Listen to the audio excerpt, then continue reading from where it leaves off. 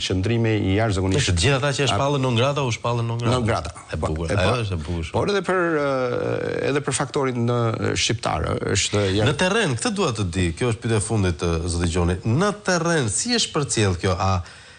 Ata që jeni përpjekur t'i bindni për të votuar, a e kanë përdorur, ndoshta deri dje, ndoshta sot jo më se përdorin dot problemet me drejtësinë zotit Berisha apo çështje konkrete? Jo, në mënyrë më absolute ka një shurje totale të kësaj propagande. Nuk ka asnjë lloj ndikimi. Të themi të drejtën, përkundrazi, në opinionin publik është krijuar ideja që sot dhe padyshim me ardhjen e Krist Lasevita tregon që gjërat po shkojnë në drejtimin e duhur, në favor të Partisë Demokratike, sepse ura e komunikimit midis Partisë Demokratike dhe administratës amerikane është një element shumë I rëndësishëm për të sqaruar dhe për të dalë në pa e vërteta. Përveç kësaj, unë dje ndosha një video të TikTokut të një njeriu që u mori rastisht në rrugë, nuk e di nëse ju e keni ndjekur, dhe një gazetar po e pyeste një qytetar që si mendoni, si mund të shkojnë zgjedhjet, për këtë do votoni, edhe zotëria në fjalë I tha që do votoj për Sali Berishën. Po, I thotë, po, tha gazetarit, pse s'më pyet, tha, për çfarë arsye? Unë jam kushiri I Ramës, tha, nga babaj. I thaj, po tha, po të pyes, tha, cila është arsyeja që do votonin për Sali Berishën? Sepse Sali Berisha duhet vijë në pushtet, po pse nuk votoni për Edi Ramën? Se është hajdut.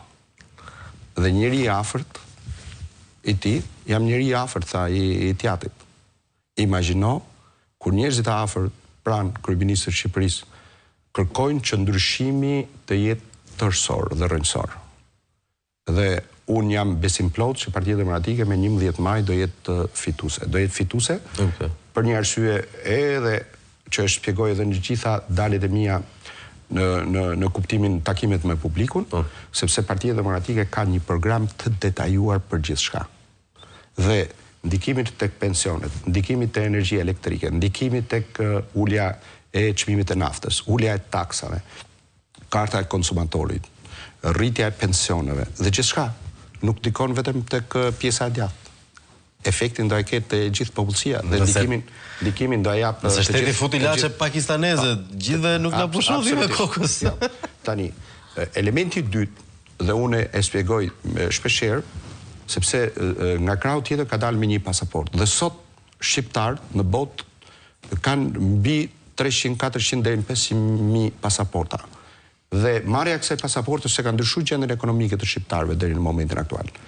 Dhe e dyta, që është jashtëzakonisht shumë e rëndësishme, ky pasaportën e kërkon në 2030-ën. Nuk e kërkon në 2029-ën. Në fund të mandatit të harrohet katërt, kalojmë ke 5 thotë të kalojmë te 5 direkt. Do të thonë me një pasaport kërkon të marrë 2 mandate dhe pasi program dhe pasi ndryshim ekonomik dhe financiar në Ndërkohë, një skandal që u rikthye në vëmendjen e publikut dhe mbi të gjitha I kuptuan për masat është fakti që zoti kryeministër, edhe pse vjen nga një familje modeste, përndryshe nga çfarë thot Frok Çupi, modeste fshatare, na del që është latifondist krejt papritur.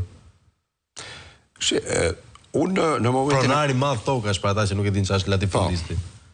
Të them të drejtën, kjo është një moment të cilët duhet të prek çdo shqiptar sot në Shqipëri. Për një arsye shumë të thjeshtë, sepse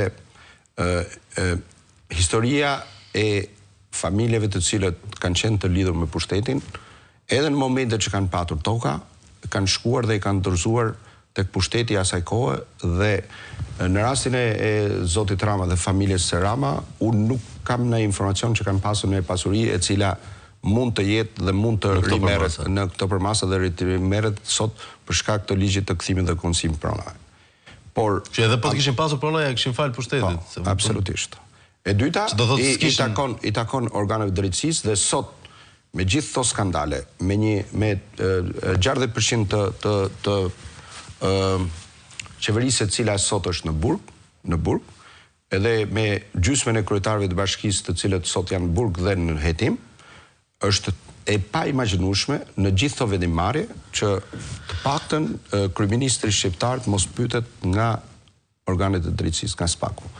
Dhe nëse zoti Rama arriti të realizojë ëndrrën e çdo komunisti, ti dhe komunist edhe bej. Kjo është diçka që në socializëm dhe në komunizëm si duket në rilindje edhe ekziston. Edhe kulak edhe komunist, e bukur, dakord. Edhe kështu edhe çokoladë.